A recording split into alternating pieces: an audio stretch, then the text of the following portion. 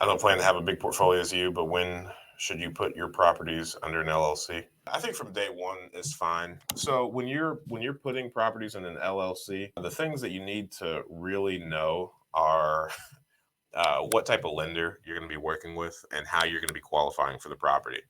If you're going to be using like a Fannie Freddie loan, if you're interested in the 30-year loans at a very low interest rate, then putting a property in an LLC is not a good idea because you're going to be qualifying for that loan on your personal income. And, even if you want to refinance with a Fannie Freddie loan, then they're going to want that to be in your personal name because that is the way that they're going to qualify you is based off your personal income. If you're working with a commercial lender that's going to give you like a 20, 25-year loan, maybe like a 5-year ARM or something like that, then an LLC is going to be fine. But what I see a lot is just from being an insurance agent, from that side of things, what I see a lot is, people will buy property in cash, put it in an LLC, and the way that insurance works is whoever the deeded owner of the property is who the named insured on the insurance policy is. And insurance companies are very particular about who the named insured is. So even if it is, your LLC, the insurance policy shouldn't be in your name. It should be in the name of the LLC. There are reasons for that. But what I see a lot of is new investors will buy property in cash when they're putting up their cash, they are in control of how they take title. So they generally put it in the LLC because that's what they hear a lot of people on bigger pockets and just these people that are throwing out blanket advice say to do. But then when they go to refinance, they don't go the commercial route. They go the Fannie Freddie route. They want the 30-year loan at the lowest interest rate they can get, which is fine. But then now that insurance policy has to be rewritten because you can't just change the named insured. You have to cancel the policy and then rewrite it.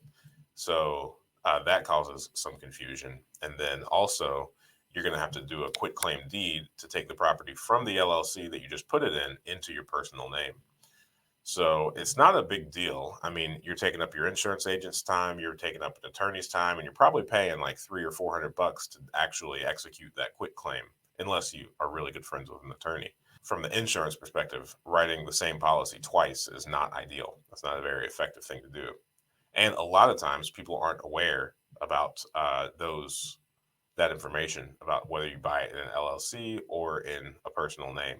I think I would just take a hard look at how you plan on financing things and let that determine how you take title. So I think a lot of people just hear LLC, the limited liability company, and they want to put it in there to protect their personal assets.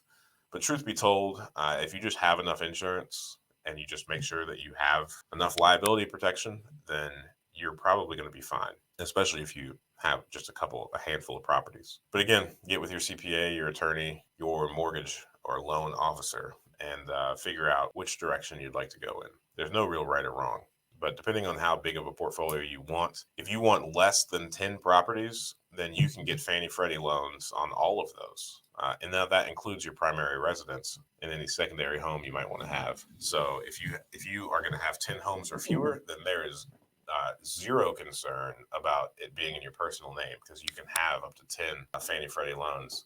And I would just say that if you're going to take 10 properties in your personal name, then in addition to the actual property insurance policies that you have, you're also going to want to get a larger umbrella just in case somebody's able to exhaust your $1 million liability limit.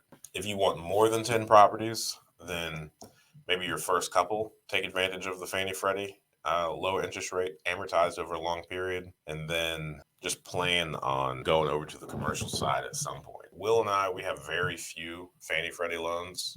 I don't think I have any on my name. I know Will has a couple, but the market has appreciated so much. There's so much equity in these properties now compared to when we purchased them that right now we're doing a lot of refinances, and we've been slowly refinancing out all these Fannie Freddie loans. Yeah, I think that's a pretty exhaustive answer on that. Thanks for watching that clip. I thought that was a good question. And I think you can ask good questions too. Join us every Friday morning at 8 a.m. Eastern Standard Time for a live stream Q&A where we answer plenty of questions just like this one. In the meantime, consider subscribing to the channel if you want more of this content. And if you want to increase your deal flow, analyze properties better, and help me feed my family, Click the link below for a free 7-day trial of PropStream.